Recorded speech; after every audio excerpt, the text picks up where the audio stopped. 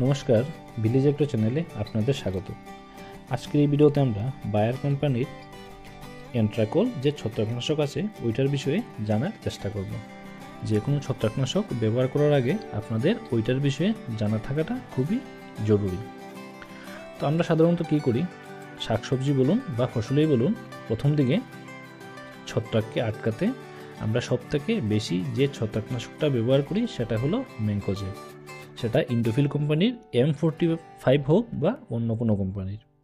তো বারবার আমরা কী করি, এই একটি ছত্রাকনাশকটি ব্যবহার করে যাই, যার কারণে কিন্তু আমরা ছত্রাকের আক্রমণকে আটকাতে পারি না। তাই আপনারা এই ম্যানকোজেবের পাশাপাশি যদি এই বায়ার কোম্পানির এন্ট্রাকোলটাও ব্যবহার করে যান তাহলে দেখবেন অনেক ভালো রেজাল্ট আপনারা পাবেন। এই এন্ট্রাকোল ছত্রাকনাশকটির যে কেমিক্যাল কম্পোজিশন সেটা হলো প্রোপিনেপ 70% WP। এটি একটি কন্ট্যাক্ট ফাঙ্গিসাইড। এটি দুইভাবে কিন্তু কাজ করে।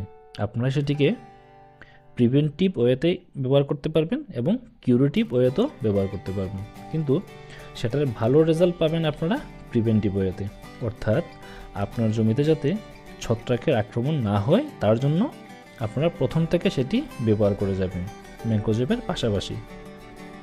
আজকে যদি আপনারা ম্যানকোজেব ব্যবহার করেন তাহলে এক সপ্তাহ পর এই এন্ট্রাকোলটা ব্যবহার করবেন। এইভাবে যদি ব্যবহার করে যান ছত্রাকের আক্রমণ আপনার জমিতে খুব সহজে আসতে পারবেই না। তো একবার যদি আপনার জমিতে ছত্রাকের আক্রমণ হয়ে যায় তখন কি করবেন? তখন কিন্তু আপনারা এই শুধু এন্ট্রাকোলের উপর বেস করলে চলবে না, তখন আপনাদের এন্ট্রাকোলের পাশাপাশি অন্যান্য গ্রুপের ছত্রাকনাশকও আপনাদের ব্যবহার করতে হবে। এবং এই এন্ট্রাকোল ছত্রাকনাশকটির আরেকটি ভালো গুণ হলো এটার মধ্যে জিঙ্ক থাকার কারণে এটি ফসল বা গাছের পাতার সবুজাভ ভাবটাকে বজায় রাখতে সাহায্য করে, যার কারণে কিন্তু ফসলের উৎপাদনও বাড়ে এবং গুণমানটাও বৃদ্ধি পায়।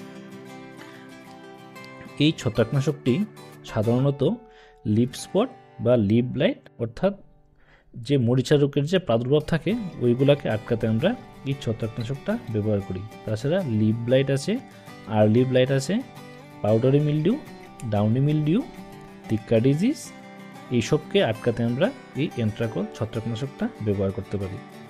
আপনারা সব ধরনের দানা জাতীয় শস্য, সব ধরনের ফসল, শাকসবজিতে এই এন্ট্রাকোলটা আপনারা ব্যবহার করতে পারবেন।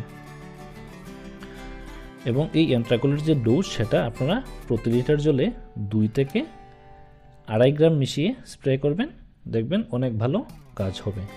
তো আমি আবারও বলছি, আপনারা সেটিকে প্রিভেন্টিভ ওয়েতে ইউজ করবেন, তাহলে কিন্তু সেটার রেজাল্টটা অনেক ভালো পাবেন। অর্থাৎ প্রথম দিক থেকে আপনার জমিতে যাতে ছত্রাকের আক্রমণ না ঘটে তাই প্রথম দিক থেকে সেটাকে ব্যবহার করা।